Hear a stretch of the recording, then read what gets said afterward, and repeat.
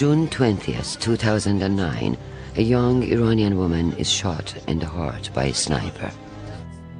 Who was she? What did she stand for? Why did she die? Neda symbolizes the youth generation in Iran and what they want, what they're fighting for. She's a symbol of freedom in Iran. This is the importance of her. But what was important for me was that she was exactly the same as other girls I've met in Iran. She just wanted some personal freedom. She was not into politics. She was there in the streets because she couldn't keep herself silent when she was saying that the Iranian government is killing people in the streets. She was a free spirit. In so many ways, any girl, anywhere. It was a rigged election, and after that people came to streets. The Iranian government became very violent. They used tear gas, they killed people, and Neda joined all the protests from the beginning. On June 20, she was in the streets of Tehran, where a sniper killed her. This martyred woman suddenly became the symbol of everybody else that was martyred by the Islamic Republic. Her death moment was captured on a cell phone, and it was posted on YouTube, and it circulated around the world in a matter of moments. So a day after that, 2 days after that, it was in the hand of presidents and influential people of the world.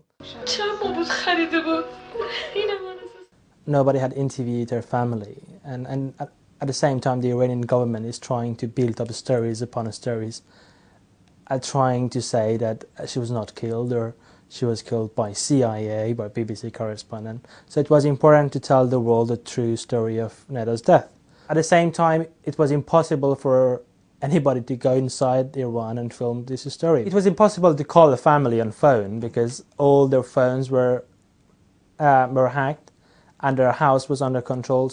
I met Neda's brother at some point, and they agreed that they meet me, and the family meet me, and they agreed to be interviewed. But all of it was very difficult because how I could go to their house, how I could communicate with the family, how could I take my camera to their house. I decided to pretend that I live in the same apartment that they are, just to put my handy cam in my bag. So this is the way I went to their house for the first time. I was lucky. You know, at any point I could be arrested, and if I was arrested, nobody knows what would happen because I was filming Neda's family. My hope is that people in Iran are seeing it on YouTube and on internet and different websites. We've tried very hard to tell the world what is the true story about Neda. She was like one of the millions of other girls in Iran. On July 11, 2009, supporters of democracy in Iran held a rally at the U.S. Capitol. Vxyx2z began her journalism career at CNN, where she served as a producer, an international correspondent, and a program anchor. She continued her broadcast journalism career as an international correspondent for Fox News. Today, she serves as the Director of Public Relations for the Public Affairs Alliance of Iranian Americans here in Washington, D.C., where she has dedicated her efforts to presenting a more positive and accurate image of Iranian Americans to the American public. We are here today to be the voice of those whose voices have been shut forever in Iran. People like Neda, whose dying eyes have been forever etched in our minds, are not alone inside of Iran. There are many more like her, dying even as we gather today, simply because they wanted to protest peacefully.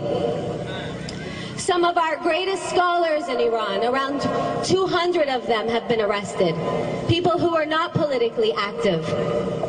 People like Dr. Kianataj Bakhsh, a well-known scholar, very respected, an Iranian American, ripped from the night in his home, his one-year-old crying, his wife terrified, for no reason at all. This is the terror that has gripped Iran. And every day, our brothers and sisters are going out in the streets and finding different ways to have their voices heard. What we take for granted here, the ability to gather and say whatever we want, is something they are dying for. It is our responsibility not to let their stories go unheard.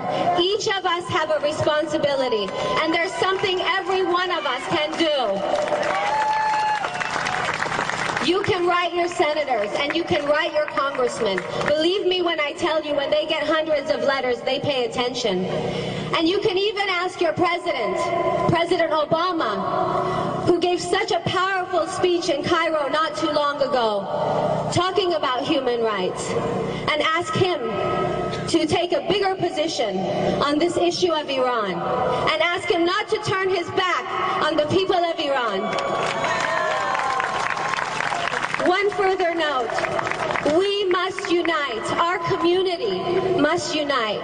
We must put our own political differences, our own issues regarding flags or religion aside, and stand behind our brothers and sisters in Iran. Which included 4 students arrested 10 years ago in the uprising.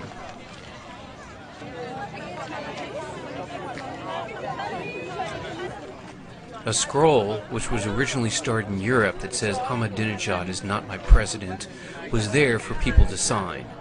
This scroll will be presented to the UN and will be the longest scroll in the world. They are the same ones that helped plant the seed 10 years ago during the student 1999 uprisings that we call Tire 18.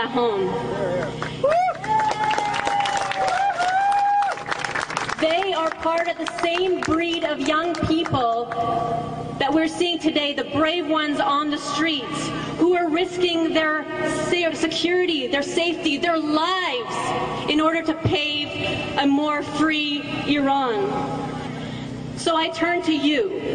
I ask you how each and every one of you can keep this momentum alive, can keep this fire burning, can keep planting these seeds so that our future generations can see a democratic system. No one said freedom would be free. It's our responsibility to make the sacrifices, whether through our time, whether through finances. I mean, I'm not the one to tell you, you are Americans, you're on this soil, you're part of this great civil resistance that gave rise to many of the freedoms you are enjoying today. Those in Iran right now are paying the price with their lives. We too must make these sacrifices, and this struggle doesn't end at just Iranian people.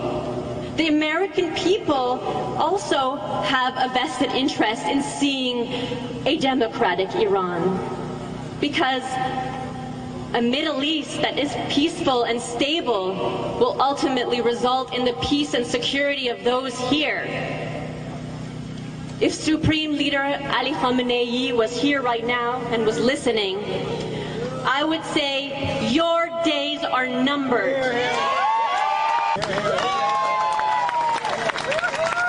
I flew out here from Vancouver just yesterday so I could be with you today because I felt this was important to gather.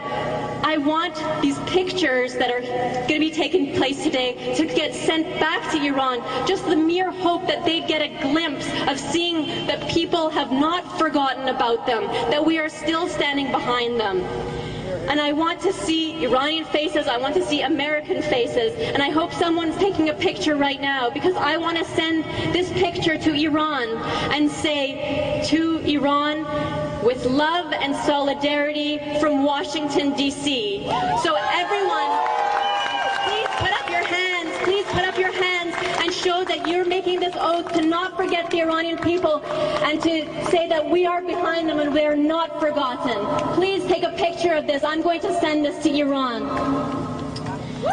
So please, that's it. Just keep up the pressure. Keep the pressure on your leaders. Keep the pressure on the media. Let them know that you are concerned. They will keep it up if you demand it.